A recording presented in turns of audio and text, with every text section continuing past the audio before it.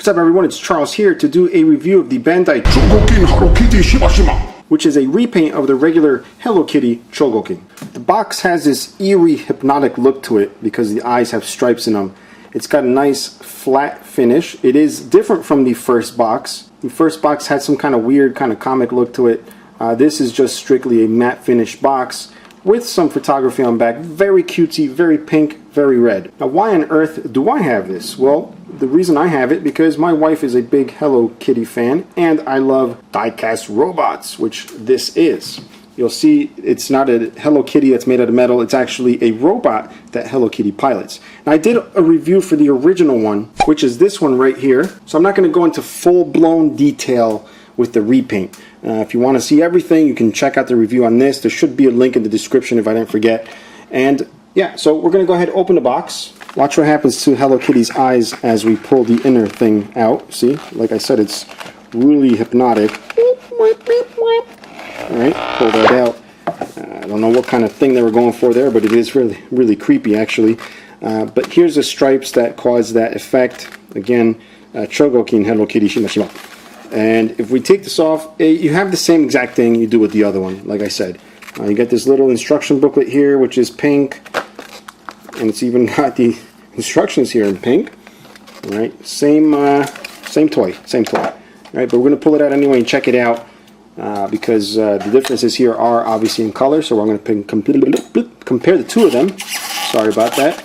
And here is the stand, and the little pieces, and obviously the figure, which, if you guys don't already know, is just a big, massive, gigantic, heavy, whatever, well, not gigantic, but it is incredibly heavy die-cast robot here. Alright, don't let the cutesiness fool you. This thing can be used as a weapon, although I do not recommend that. It's a very bad thing.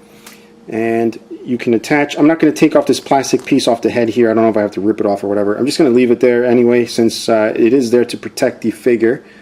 Even though the paint here is not touching, it should be fine. You can actually see it's not touching at all, but I will leave it there for the review, since this will be a gift from my wife. Anyway, so I've already pre-installed the little Hello Kitty here, and I'll show her to you here. Let's see if I can pull her out. She does just come on her own in the little styrofoam tray, but I did happen to pop her in. As a matter of fact, since I have her out, we're going to go ahead and compare her to the original one, which I have here. And you'll see these are also the same, just different paint apps. Alright, so let's pop this one in here, right, just for the sake of the review. And just like the other one, it does have that little feature here that you press and the eyes change. Here are the yellow eyes, here are the angry eyes, and the regular eyes. Right? The cockpit can be closed. It will not stay closed unless you spin the bow and pop it in. And you can also release it by hitting this button back here. You just pull it back like so. Alright, and it pops out with force. But again, for the sake of the review, we're just going to leave that alone for a second and check out the rest of the figure. It's got the same articulation and obviously rocket punch firing fists, which do happen to fire if you put enough pressure on them from side to side. Of course, this one's not going to do it, but usually it does pop out. Otherwise, just hit the button and it will shoot out. And the articulation, this is what you're going to get for articulation, guys. You got the head here, really nice ratchet. I don't know if you guys can hear that. It feels really nice and satisfying. I'm sure it's the weight of this just really gives the ratchets a really satisfying feel. You don't get the ratchets in the arms, it's just friction. You do, however, get ratchets. I don't know if you can hear that, very slight. But I love ratchets, guys. Anytime I show ratchets, I just love, you know, the way they feel. I always tell you guys that. But it does have ratchets. Oh, that one's nice and loud.